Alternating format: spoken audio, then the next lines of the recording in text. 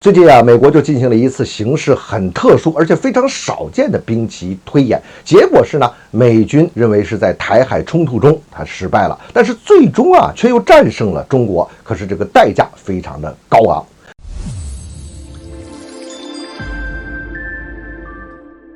欢迎来到张斌观察，我是张斌。这次兵推搞了2个小时，要说起来这时间还是比较短的。但是为什么要说它这次兵推非常的少见，而且非常的特殊呢？第一啊，它并没有公布最后兵推的结果是什么，也没有讲这个大致的内容。第二呢，它这一次的兵推非常少见的邀请了美国国会的议员来参加。那所以可以看得出来，这次兵推呢，就是美国政府找了个第三方的智库来搞了这么一个兵推。这种兵推啊，专门是为这些国会议员们量身定制的，因为这些议员们呢，通常他根本就不懂这些事情，所以呢，要给他们喂料，要给他们洗脑。你说2个小时就能把整个这过程推演出来，这肯定是不现实的东西。但是呢，这只要告诉他们结果是什么样，这2小时跟你看大片一样，全让你看一遍之后，你脑子有这么一个印象了，那就可以了。这应该说呢，是美国在做的一种政治的动员。虽然说吧，这次兵推的结果还有它的过程，美国并没有这个公布开，但是呢，这个也通过他们后期的一些反应来说哈，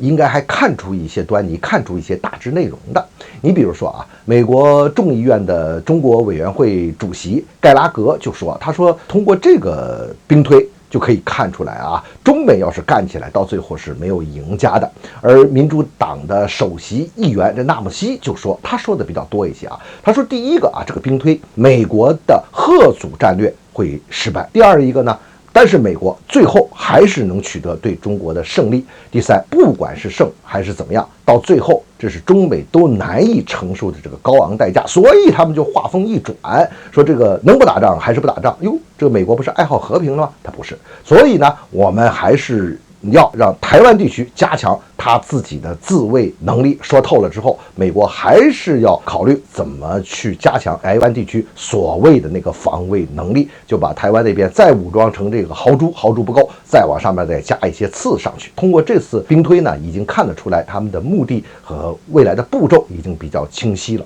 但是通过他们这些说法，我们还真的能看出来几点。这第一个，他们提到了一个所谓吓阻失败，然后又说到了一个最终还能胜利，然后又说这个代价极其高昂。我们把这几个给它拆开来看一看，吓阻它吓阻什么呢？它指的就是如果一旦我们武统的时候啊，美国用军事力量来吓阻解放军，让解放军不会采用武统的手段，或者说武统最终达不到这个目的。那这个的前提是什么？就是美军直接介入了。那么美国通过这次兵推就发现，这个美国自己可能也做不到了，加上台独武装力量，他也做不到了啊，所以在这个问题上他会失败的，但是最终又会获得胜利。这最终什么意思呢？也就是说，美国预设的中国和美国的这个军事斗争，它不是局限于台海地区。即便是所谓吓阻解放军失败之后，美国可能会发起另外的军事攻击，甚至会使用极端的手段，使用到核武器。到了这一个层面之后，中国还不是美国的对手，那么最终双方进行了这个残酷的军事斗争之后，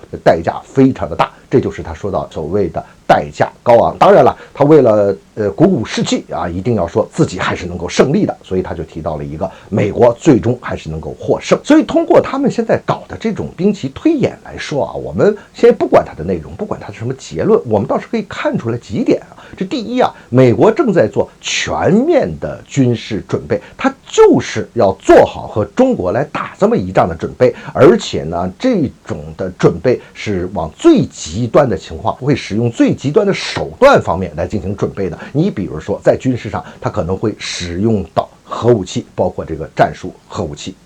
第二一点，我们看美国现在呢是在做全面的动员，他也在搞这个统战工作呀，他要把他国内不同的政治力量统在一起，在这个问题上，在政治上获得高度统一，一致对外，一致对中，最终要加大他的军事投入。所以从这一点上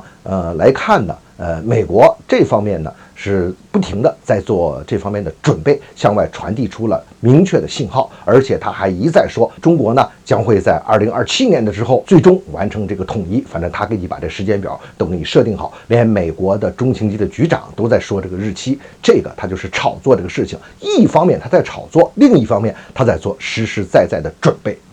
作为台独那边，现在是极力的配合美国这方面的节奏。你看嘛，最近又要提出什么，把他台湾地区的警察力量变成这个准军事力量，把这个警察年龄降低，然后变成准军人，然后再给警察这个力量配上什么毒刺防空导弹，就是单兵防空导弹都要配上，就等于就是要扩充他的军力嘛。而且呢，台湾地区还要说和美国联合起来，引进美国的100多家的这军工企业，在美国的技术支撑和这个产业支撑之下呢，生产各种无人机呀、各种装备啊。总之，台独呢这个力量在武装的更加的厉害一些啊，变成一根一根的刺，来的越硬越尖越好。这个其实美国和台独力量他们是在一体的在往这方面走这个事情。但是问题是，中国的和平这个统一是我们最终追求的一个目标啊。至于我们怎么去完成这个统一啊，无论是手段还是时间点还是这个节奏的控制，那不是你美国说了算的，你做任何推演都好啊，